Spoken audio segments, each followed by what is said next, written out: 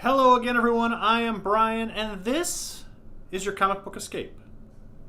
So, a couple of years ago, a buddy of mine, big Star Wars nerd, decided he was going to collect the entire Marvel comic run. On the cheap. On the very cheap. I mean, quarter, bin, scrounging, wrinkled, beat up. He didn't care about the condition of these books. He just wanted to own all 107 issues of the series. Respectable. He accomplished his goal, granted with reprints and stuff for those first few issues. Very hard to find. Very hard to find. And then he pretty much just got out of collecting. And I knew he had all these Star Wars books just sitting in his closet. And it was bothering me. So after harassing him for a while, we came to an agreement where I got all these Star Wars comics years ago. And I've gone through them. I've rebagged and boarded them. All pretty chewed. Well, there's some decent issues, but a lot of them are chewed up. But recently I decided to go back through there just to get some impressions of the books and read through them a little bit. So I pulled a handful here just to give you a couple of my thoughts on the original Star Wars series. Now, these books came out, the original books, the first like 6, 7, came out before the movie even came out. This is all just based on the screenplay by George Lucas. Isn't that crazy? But these books were wildly successful. Then the movie hit, I think, shortly after the issues started, issue 5 or 6, the actual movie hit theaters. Massive comic hit. Saved Marvel Comics. There have been articles about it. The success of Star Wars saved Marvel Comics in the 70s. So, what's striking about the first issue, again, this is a reprint. The very first thing I notice, and you should too, is Darth Vader is green. Yeah, they didn't get the coloring right. They didn't, just based on the screenplay, for one reason or another, they thought he was green. A lot of things are different here. Hair color is different. So let me show you. They did another reprint a few years later, same cover. So we got Vader's helmet back to black. Luke is now blonde. Leia is now more auburn color, kind of reddish in the other cover. Just interesting. There was a time when people were like, what color is Darth? I just like to think of a meeting happening. Darth Vader's so iconic now. I just like to think of a meeting where people are like, what color is this Vader guy? I don't know. Got some green? Yeah, that looks good. That looks menacing. Menacing green. Cool, right? So I got those issues. Then by the second issue is bananas. Again, this is just based on the screenplay. No movie watching for the writers and artists on this series. So, a couple things to note in here. I'm going to open this up again, people. Rare opening of the comic books. So, for all you Star Wars nerds out there, there's the big debate of who shot first, Han or Greedo. Han Solo and the Bounty Hunter. In the original movies, it's very clear Han shoots first. Then when George Lucas went back, he was like, ooh, that does not make my hero look very nice. I will make some video editing where it looks like he quick dodges a shot by Greedo, and then Han returns fire. Because heroes don't kill in cold blood. Well, give me a second here. It's very clear in this comic, based on the screenplay. Oh yeah, Han shooting first. He is killing Greedo in cold blood. Yeah, he shot first. But what's really cool about this issue, another iconic character, Jabba the Hutt. I say Jabba the Hutt to pretty much anybody. I say Jabba the Hutt to your grandmother, and she's like, that's that big, gross-looking slug thing from those sword and Star Wars-y things that I don't understand. But they know Jabba. Also, I said sword. Why did I say sword? I don't know. Sci-fi stuff. So Jabba, again based on the screenplay for the comic here, looks like this. He's this yellow fellow right there. Just a humanoid looking character. Got some facial hair. Got a nice little tunic going on. That's Jabba. What a dramatic redesign of a character. That's crazy. But kids who read this first before seeing the movies, when then like the scene with Jabba was cut out of the original movie, so he didn't show up until Return of the Jedi.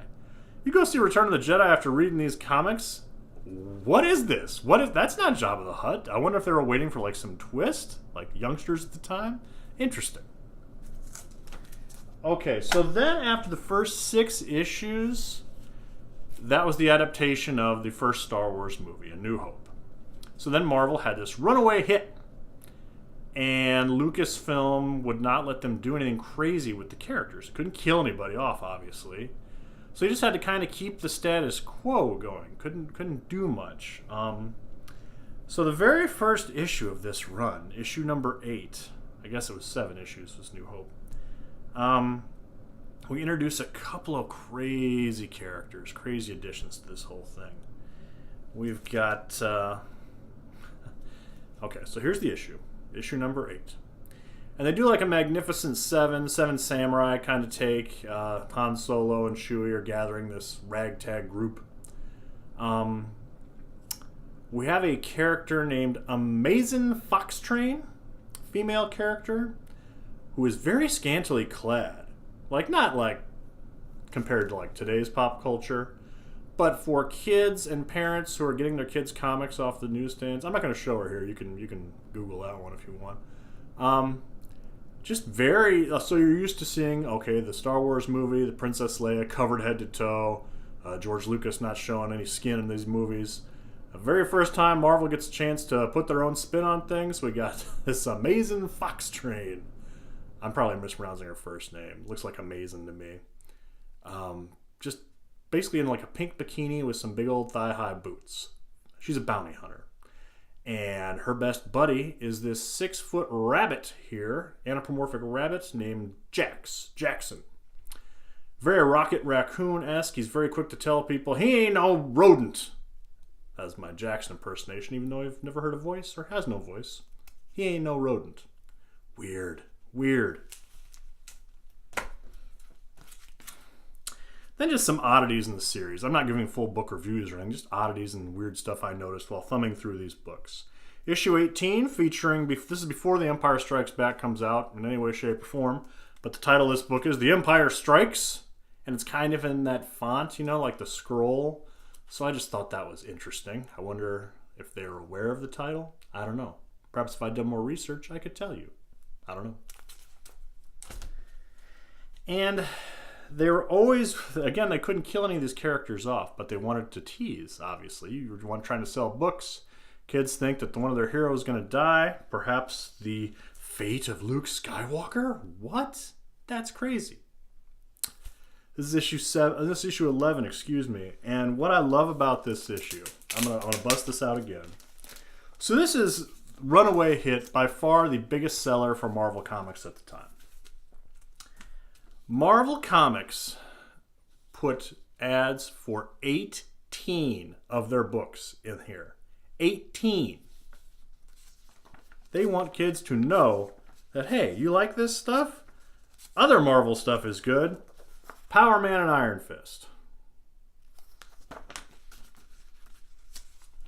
Hang on, bear with me. I know me just looking down at the book is probably not the most exciting thing, but bear with me. We got all these Edgar Rice Burroughs books. Krull, Conan, Red Sonja, Tarzan, John Carter, Warlord of Mars. But wait, there's more. Oh my gosh, ridiculous. Howard the Duck. Everybody loves Howard the Duck. If you've never seen the Howard the Duck movie, oof, feel like torturing yourself someday, put that in. Howard the Duck. Marvel Premiere, featuring this whole host of characters. Marvel Premiere was just very much a tryout book to see which books would stick with the public imagination. Oh, excuse me, it also has an ad for What If Comics. And as I'm thumbing through this and reading this issue, I'm like, boy, they're really shooting for the fences here. But no, it gets more. Got all their horror books. Tomb of Dracula, Ghost Rider, Doctor Strange. Then all the space books. Nova, Captain Marvel, Hulk. I don't know why Hulk's with the space heroes. Daredevil, and Master of Kung Fu. I guess it's not all space heroes, but, you know, just a cornucopia of books. But there's one more. One more that really, really made me happy. Jack Kirby and a Star Wars book. Devil Dinosaur! Get excited, kids. You enjoy you some space flying action? Well, here's a weird story about a dinosaur and his boy. Yes, good stuff. But yeah, 18 in-house ads for their books. Isn't that nuts? All right, a couple more things here. Issue 20. So again, we're showing these characters all.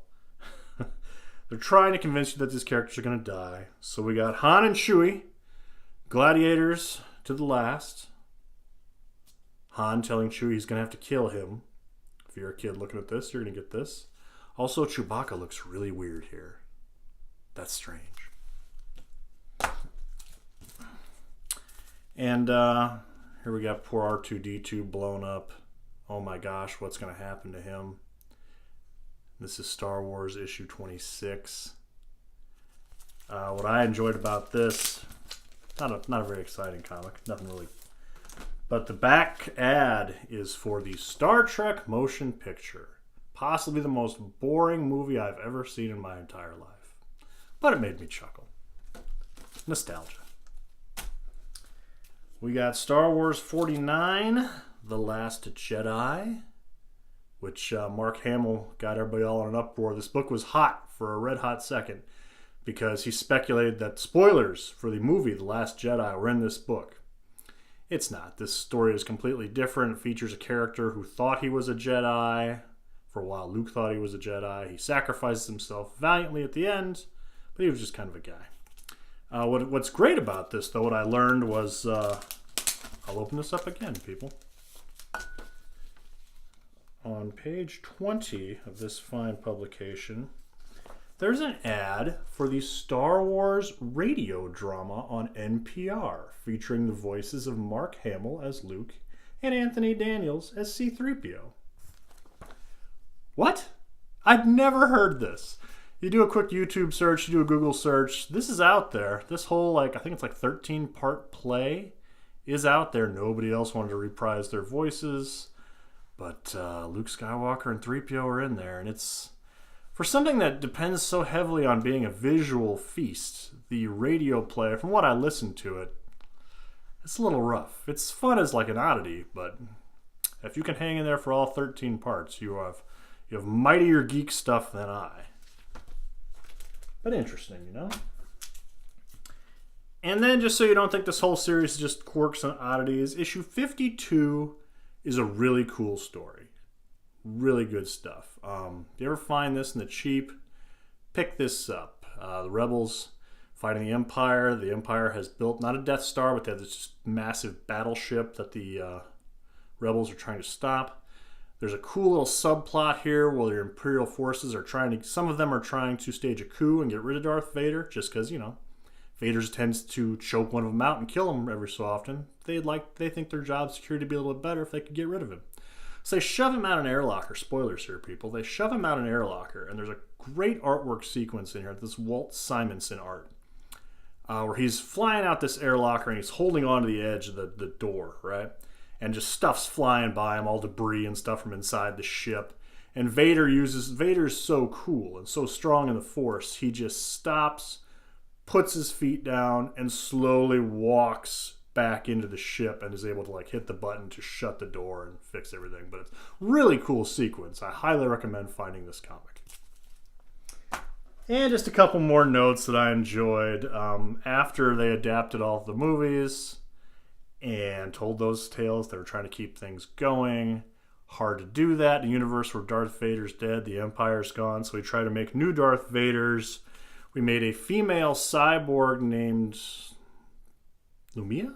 Lumia is this character's name, if I recall. But she's got a headdress thing, kind of like Leia's weird earmuff thing. That's weird. Yeah, this character didn't really catch on, but I just thought that was interesting that they're trying to recapture some magic there. This is Star Wars issue 88. And then the whole series wrapped up with issue 107, featuring a really goofy cover, some odd renderings of characters. Chewie looks odd here. He and Lando are a couple. I don't know what's going on here. They're not really. It just looks oddly posed. But lasted until like 86. No more comics were coming, or no movies were on the horizon. Toy line had pretty much dried up, so fans just didn't care. From this book being a runaway hit to just kind of fading about a decade later. But that's my first quick look at Star Wars. I'll be going through that box. Again, there's 107 issues, so I know there's some more gems in there to mine. But that's what I got this time around, people. I'll be back soon with hopefully a comic book haul, maybe dig into my collection some more, see what we can come up with. As always, thank you for watching. Please like, subscribe, comment. I'd love to hear what some people think about these things. And I will see you guys again very soon. Thank you.